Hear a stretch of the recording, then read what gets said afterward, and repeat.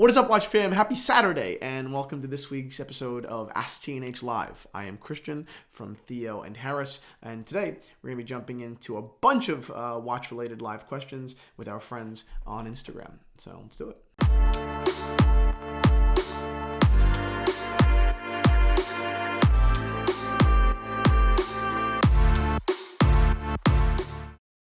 Question number one on Instagram from Derek0233. Are Oysterquartz watches hard to service? First of all, what is an Oysterquartz watch? Rolex produced Oysterquartz line for a while. I think there were only like 25,000 Oysterquartzes ever produced, or at least Oysterquartz Datejust. I'm not sure what that was about, but yes, they are hard to service. I've owned 3 or 4 of them, and they've been very difficult.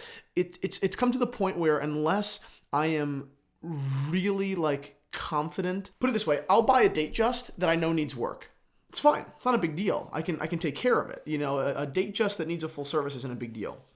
But when you buy an Oysterquartz that needs service, you're buying a real mixed bag. You're buying a big question mark. Something that not only will take money, but takes time. You know, I can have a Datejust in and out of service, and mind you, en masse. We do a lot of them, all mechanical Rolexes. We'll have it done in a month. You know, like 30 of them, not 30 of them, but we'll have 15 or 20 of them done in a month. With an Oysterquartz, I could wait 2 months for parts, you know, and then the service is a whole other issue. It's a really hard thing to jump into, and if you do jump into it, you better be ready. And that's the most important part. There's nothing wrong with a watch service taking a month or 2 months or 5 months or a year. Nothing wrong with that. It happens all the time. But you should be ready for that, because if you're not, you're going to be very, very pissed off that you just spent $500 and can't wear your watch for 3 months if you didn't know about that before. Are you about keeping your Rolexes refinished or keeping them all original finish? I'm not sure what you mean. If you mean dials, then all original, absolutely. There's a big debate going around with my personal Rolex Datejust, this blue one, that I put a replacement crystal on it. I put a no Cyclops a dome crystal as opposed to the standard Rolex crystal, and people are like, oh, that's a Franken watch, you know. And sure, by definition, there is a non-Rolex part on the watch, but to me, that is such a misleading term. I mean, a Franken watch implies much more than the crystal isn't the original crystal. I think that's a little bit ridiculous. I think you can tell very quickly if someone's like, you know, I don't want to sound like demeaning, but a bit of a novice, if they view like a replacement crystal, a Franken watch. You know, it's a disclosure that has to be made. You know, crystal is not original Rolex, but it's not a Franken watch. So yeah, I mean, Franken watches are almost always beyond repair. I mean, yes, you can turn a Franken watch back into a genuine, you know, original piece, but that's very, very hard. Really, you know, in the Franken watch world, there's no turning back. There's no turning back. Just tried on the Glashutte original Panomatic Lunar today in AD, and then watch one of your videos. One question: why does it not retain its value as Lange beside the brand prestige? Good question. Someone just asked. Who asked? It was Hazanoff75 asked. They tried it on the Glashutte original and Lunar, perpetual Lunar, and they don't understand why the value retention is not, you know, comparable. You know, for a bunch of reasons. The brand itself is nothing compared to what Lange is. Glashutte original is, relatively speaking, you know, an unknown watch brand. You know, no one that I talk to that's not a watch geek knows Glashutte original. Many people don't know Lange either, but I think that the people who do, or the circle's a little bit bigger who know Lange. And within those circles, you can't even compare the brands. Glashutte original is a wonderful manufacturer. Glashutte original makes terrific watches, especially for the dollar.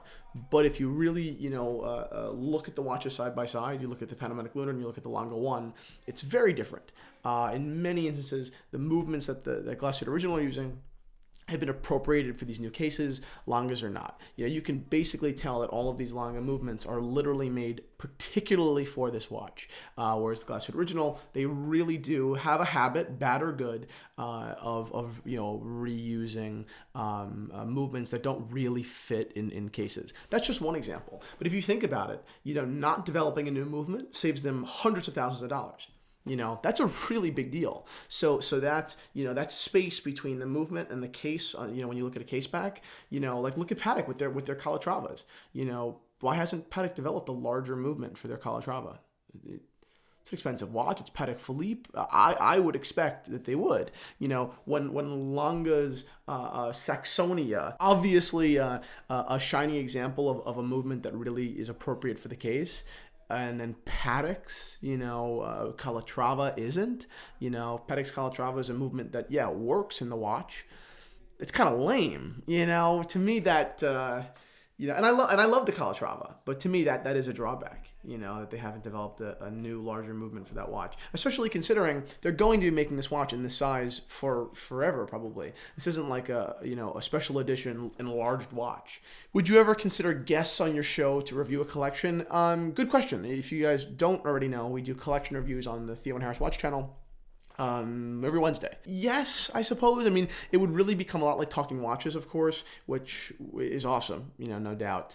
But I just haven't done that yet. It's also really, really hard to scale that. You know, it's really hard to get people in office, get people to, you know, come out. I mean, it's our fans are literally all over the world. You know, I always say I have more fans in, you know, the TNH company has more fans in New Zealand than we do in New Jersey. You know, and it's hysterical. You know, like whoever would have thought of that. So no, we're definitely not going to be able to do it, especially, you know, at scale. So that's it. Manual wind or automatic, which do you prefer? Good question. I love winding a watch. So to me, I have to be able to wind it, but you can do that with both, obviously. But I don't mind. I mean, I've worn so many manual, you know, watches. I wore a manual watch yesterday. I have a special place in my heart for that. But automatic to me is not. You know, I know a lot of people that are like manual, like purists. You know, they won't even go to automatic.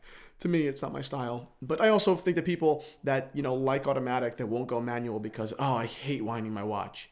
I'm like, all right, you know, like, do you like watches? You know, I just feel like so much of the connection with your watch is in that winding. You know, waking up, winding your watch, going out, going to work or whatever. Like that to me is part of the allure. You know, yeah. Let's talk about the Omega real quick before we sign off. So, one of the first ever tourbillons just sold at Phillips Auction in Geneva.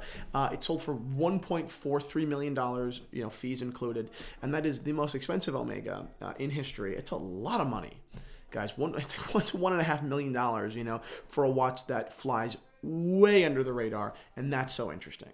You know, I bet that a large portion, to say the least, of even serious collectors would look at that Omega and just think it was an Omega. Like they would think it's a, you know, $3,000, you know, oversized Omega. They certainly wouldn't think, you know, it is that, I don't know what the reference is, but it is that model. So that's really interesting. I think there were two bidders, so they must have really, really been hardcore watch geeks, you know, because most people, you know, that's not the kind of watch that you buy because, you know, because the world's going to know that you own that watch. You know, it's just not. It's a watch that will fly so under the radar forever. A date looks more expensive. All right, that's it, guys. Thank you so much for watching this episode of AskTNH Live. Happy Saturday. Do not forget to subscribe to our channel at Theo and Harris right down below and like this video if you enjoyed it. I will see you all on Monday.